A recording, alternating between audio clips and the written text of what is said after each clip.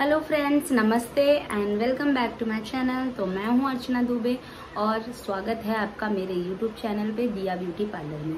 तो जैसे कि मैं अपने पार्लर के मेरे वीडियो में मैं आपको बहुत सारे पार्लर से या फिर फेशियल ब्लीच वैक्सिंग और बहुत सारी चीज़ों के नॉलेज देती हूँ। आज का टॉपिक मैं ऐसे ही लेके आई हूँ कि हॉट वैक्सिंग की। जैसे कि आप वैक्सिंग करते हैं तो आपको उसमें कौन कौन सी प्रॉब्लम फेस करनी पड़ती है। आप जब वैक्सिंग करते हैं तो आपको डायरेक्शन समझ नहीं आता है, आप कौन से डायरेक्शन में वैक्स को अप्लाई करें और कौन से डायरेक्शन में उसे रिमूव करें। तो आज मैं आपको इसी के टॉपिक के बारे में बताऊंगी कि जब भी आप वैक्सिंग करते हैं तो आपको डायरेक्शन कौन सा चूज करना है। तो चलिए मैं स्टार्ट करती हूँ। तो जैसे कि ये मेरा हाथ है और मैं आपको यहाँ पर बताती हूँ, अगर हमारे बालों की ग्रोथ ऐसे डाउनवर्ड्स की तरफ है, नीचे की तरफ गई है, तो आपको वैक्सिंग भी सेम उसी तरीके से अप्लाई करनी है। ये स्पैचुला में आपको लेना है और डाउन, जैसे ये मेरा स्पैचुला हो गया, मैंने वैक्स लिया और जिस तरफ इस तरफ हमारे बालों की ग्रोथ है तो मैं सेम इसी तरफ वैक्स को अप्लाई करूंगी। मतलब वैक्स अप्लाई करने का तरीका वही रहेगा जिस तरीके पे हमारे बालों की ग्रोथ है। उसके बाद जब स्ट्रिप लेंगे आप, तो ये जैसे मेरा स्ट्रिप हो गया तो मैं स्ट्रिप को यहाँ पर रख के और इस तरीके से ऊपर की तरफ रिमूव कर दूंगी। सेम यही तरीका अगर आपके बालों की ग्रोथ अपवर्ड की तरफ है, मतलब ऊपर की तरफ आपकी बालों की ग्रोथ है, तो वैक्स भी आप ऊपर की तरफ ही लगाएंगे और उसके बाद आप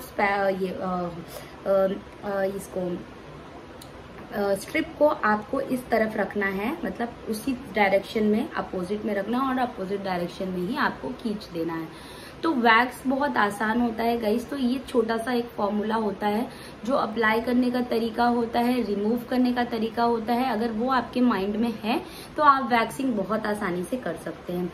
बहुत सारे लोग ट्राई करते हैं या फिर बहुत बार पार्लर में देख के आते हैं, लेकिन उन्हें लगता तो बहुत आसान है, लेकिन जब वो करने जाते हैं तो वो चीज बहुत डिफिकल्ट हो जाती है। तो मैं इसीलिए आपके लिए ये वीडियो लेके आई हूँ।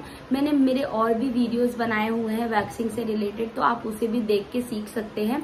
और यहाँ पर एक छोटा सा मैंने एक ब्लैक अंडर आर्म पे मैंने वीडियो बनाया हुआ है, तो आप इसे भी देख के और आप सीख सकते हैं। फिर आप क्या मिस्टेक नहीं करें कि जिससे क्लाइंट को इरिटेशन होती है या क्लाइंट को खिंचाव महसूस होता है, क्लाइंट को जलन होती है आफ्टर वैक्स के बाद। तो आप ये सारी मिस्टेक ना करेंगे तो आपकी वैक्सिंग बहुत परफेक्ट होगी। तो चलिए स्टार्ट करते हैं वैक्सिंग लगाने का, रिमूव करने का।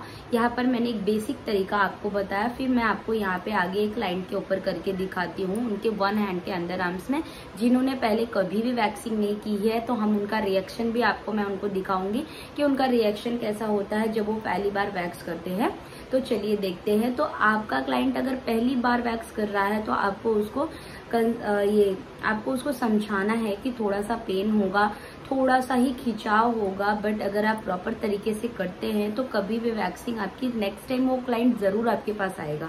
तो चलिए देखते हैं ये वैक्सिंग की वीडियो अच्छी लगे तो प्लीज वीडियो को लास्ट तक देखिएगा, लाइक शेयर और सब्सक्राइब भी जरूर कीजिएगा और कमेंट में जरूर बताइएगा कि आपको आगे किस चीज की वीडियो में डालूं। तो चलिए देखते हैं, लेट्स गेट स्टार्टेड।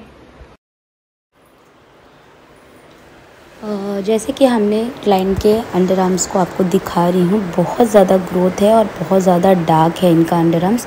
ये पहली बार वैक्सिंग कर रहे हैं, तो इस तरीके से पहले आपको हॉट वैक्स को गर्म करना है, चाहे वो चॉकलेट वैक्स हो या हनी का हो। तो जैसे कि मैंने यहाँ पे चॉकलेट वैक्स लिया हुआ है, तो चॉकलेट वैक्स इस तरीके से हल्का सा मेल्ट हो जाए तो ये देखिए आपकी इनकी आधी ग्रोथ जो है वो अपवर्ड की तरफ है। तो आप लगाने के बाद देख सकते हैं मैं स्पैचुला से कैसे अप्लाई कर रही हूँ।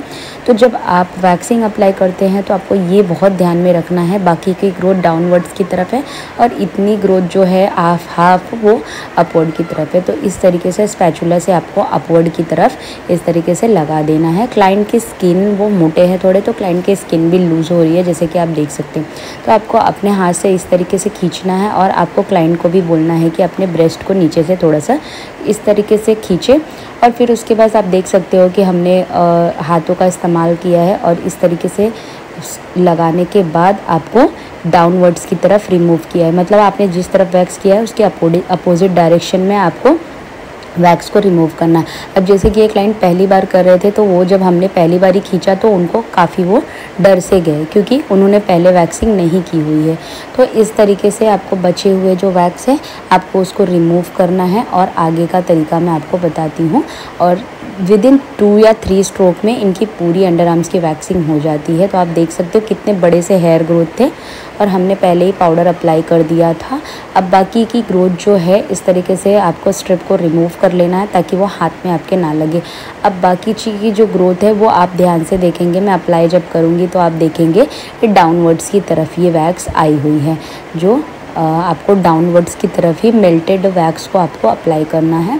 तो जब मैंने यहाँ पे डाउनवर्ड्स की तरफ अप्लाई किया, अब मेरी बची हुई जो स्ट्रिप है मैंने डाउनवर्ड्स की तरफ किया है अप्लाई, तो सेम मैं उसी तरफ वैक्स को भी अप्लाई करूँगी और स्ट्रिप को भी अप्लाई करूँगी। और उसके बाद इस तरीके से अपने हाथों से अच्छे से रब करना है, ताकि जो वैक्स हेयर स्ट्रिप में आराम से चिपक जाए, और फिर आपको धीरे से खींच देना है।